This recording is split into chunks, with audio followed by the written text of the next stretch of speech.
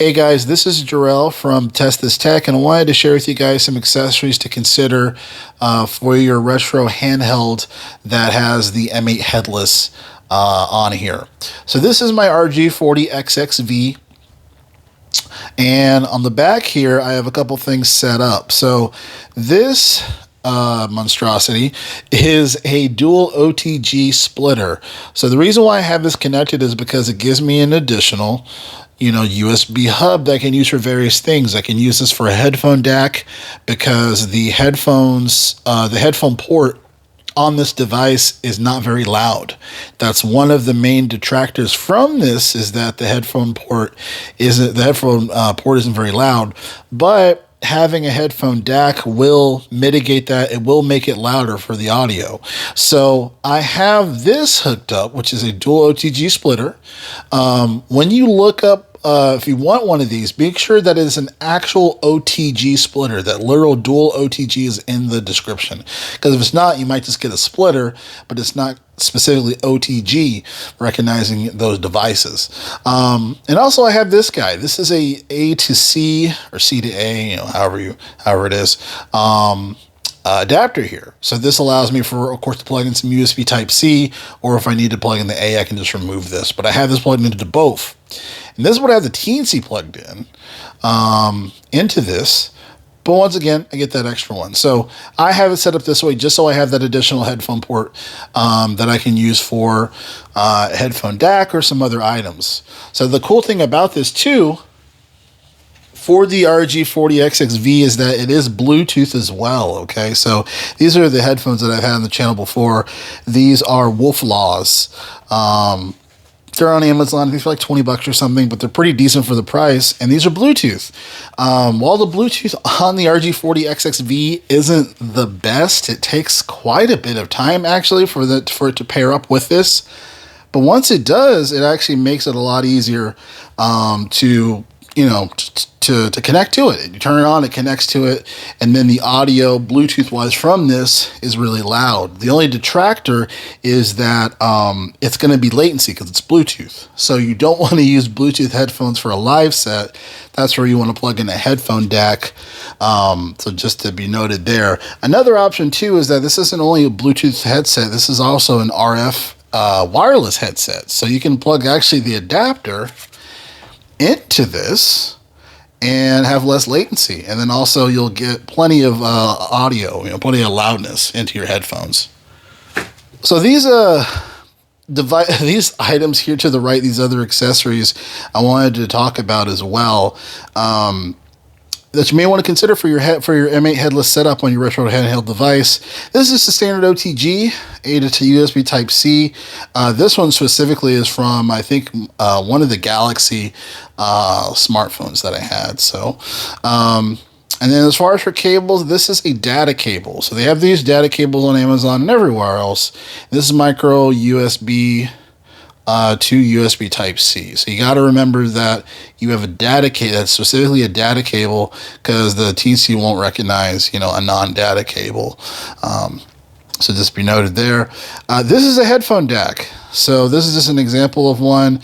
Nice thing about these is that typically they have the charging on one end, and then you can actually plug in a 3.5 plug for your headphones.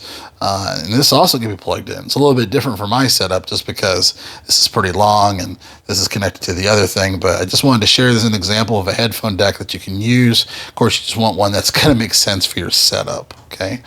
Some other options here. Say if you have an older device, an older retro handheld. This one has built-in Wi-Fi. But if you have, say, like a 351 or something that doesn't, these wireless adapters, wireless internet adapters, you may want to consider one of these. So these devices, they're run by Linux. So you want to get a device, one of these guys that is basically USB compliant, doesn't have a bunch of drivers that are needed.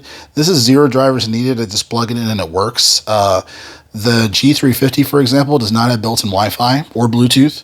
So if you want to do your retro achievements, you need one of these. And then actually, if you want to use you know, a lot of these OS systems like Arc OS, you have to have Wi-Fi to get the SSH scripting, or the tools, if you will, to get that in, to get it all set up. So you would need one of these, especially like an R36S, for example. You would need one of these because the R36S does not have built-in Wi-Fi.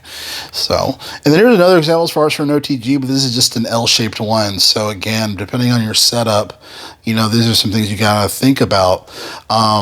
And also, too, just to be noted, you may have some of this around the house. So, you know, one of the neat things about this whole journey is that you can spend the least amount of money to get a really awesome, you know, product or what have you. So, or just for, you know, making dope music on this stuff. So, some other items here to consider for your Teensy. This is a heatsink. So this would go onto the microchip, onto the Teensy itself. I can show you guys this.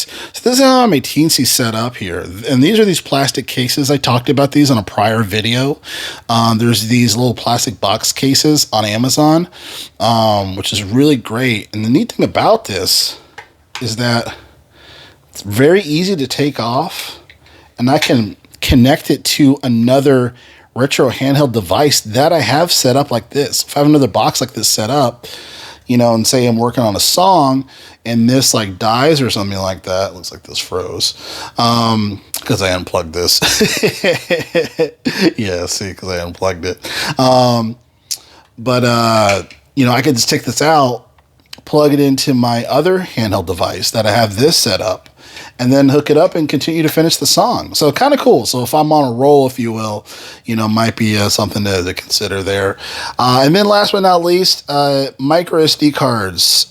Stack up on micro SD cards when it comes to this journey of the M8 Headless stuff. One thing I will caution, go to the Dirty Wave website and it'll have recommended micro SD cards to choose, because I don't want you guys buying much micro SD cards and then they're all like not working for your device. So this is a SanDisk Ultra 32 HC1. This works great. I've used this inside like our virtual handle devices and also into the Teensy, because the Teensy also needs an SD card, like I mentioned before, you know, since you see that there's an SD card in here. So go to the website first, make sure that you have micro SD cards that are compatible. And then after that, you know, you can just get a pack of these, because you can store the OS systems. If you don't want to use Newly, you want to try a different software, I recommend Newly. I think Newly is the best when it comes to this. I just think they make it really easy. If it's not the one that's on the G350, which is the baked-in one, which we talked about from the last video. But yeah, those are kind of the standard things. And last but not least, of course, split headphone adapter here.